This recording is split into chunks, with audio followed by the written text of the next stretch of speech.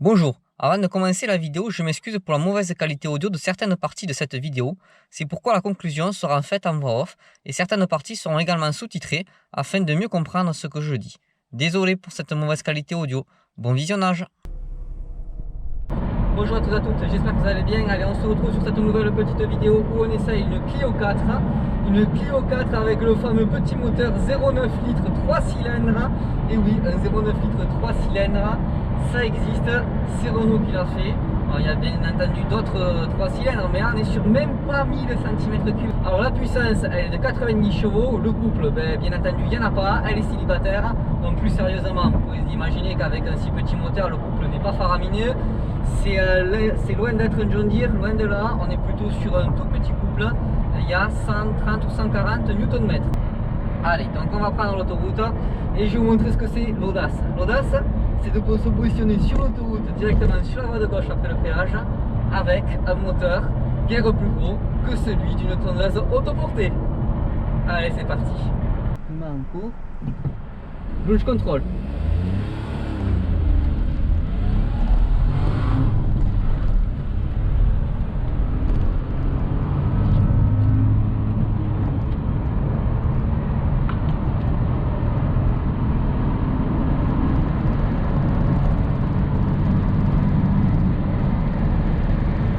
Écoutez, ça marche plutôt bien. Allez, on va s'arrêter là pour le test parce que franchement, j'étais impressionné par l'accélération que ça a. Là, forcément, ça commence à stagner.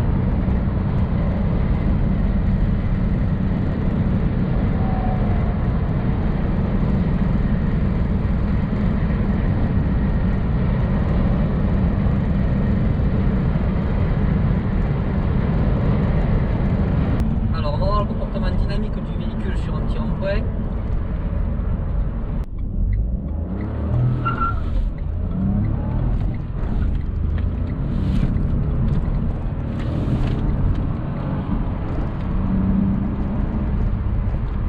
Voiture assez saine au niveau du comportement. Après, elle n'est pas chaussée avec des pneus que j'apprécie pas, puisque là elle est chaussée effectivement en Continental.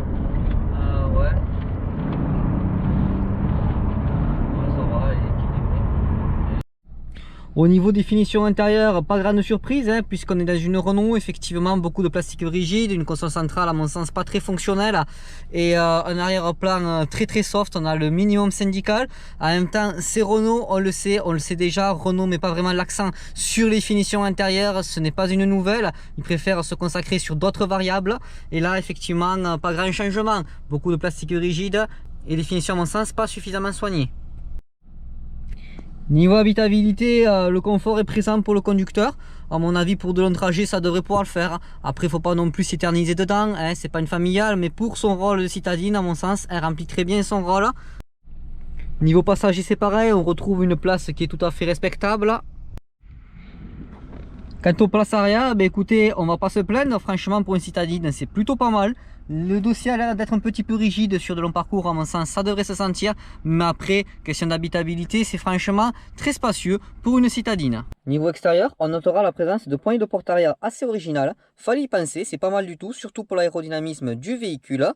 Après pour le reste, je ne vous la présente pas vraiment parce qu'elle est assez connue, on la voit régulièrement sur nos routes et je pense que vous êtes déjà fait votre petit avis dessus. Et puis en plus de ça, les goûts et les couleurs c'est très subjectif, mais à mon sens elle est plutôt réussie cette petite Clio, avec une ligne optique fort sympa et un design qui est assez agréable à regarder.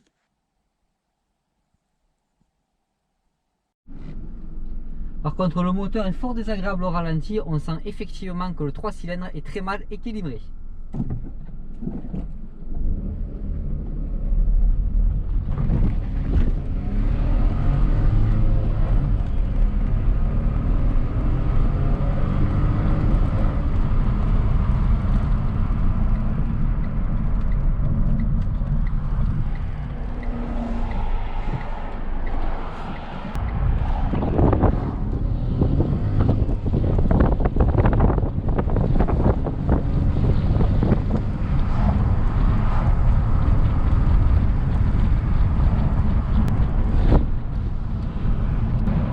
reprise, effectivement, on sent un lag qui est assez présent en entre la réponse à l'axel et le temps de réponse du turbo. Je pense pas que ce soit un turbo à géométrie variable, j'en sais rien, mais effectivement on sent qu'il y a un temps de réponse qui est non négligeable, le lag est très présent, le véhicule ne répond pas de suite. On voit effectivement également qu'il manque cruellement de couple, puisqu'on n'a pas de relance dans le bas régime, mais il faut vraiment aller chercher les hauts régimes pour jouer sur la puissance, on ne peut pas jouer sur le couple. On va faire un petit freinage d'urgence là pour voir.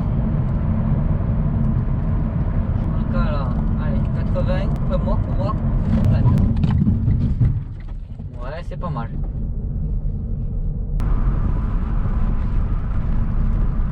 Pour l'efficacité. La voiture revient à peu près à plat. C'est pas trop mal. Au niveau des agréments de conduite, la direction est souple, elle se place relativement bien la voiture. Malgré qu'elle soit pas trop incisive non plus, mais bon après voilà. Allez, les pelles, on va voir comment elle se passe. Je suis des GPS qui montent. Ouais.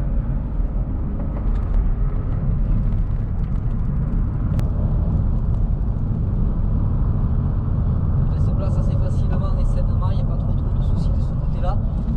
On va voir là sur les peignes.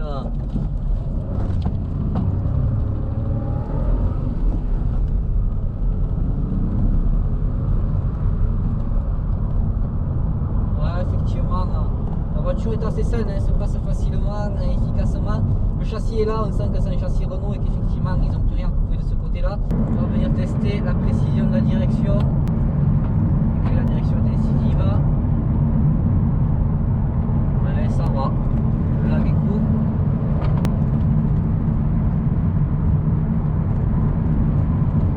Ça va. Franchement, c'est pas trop mal.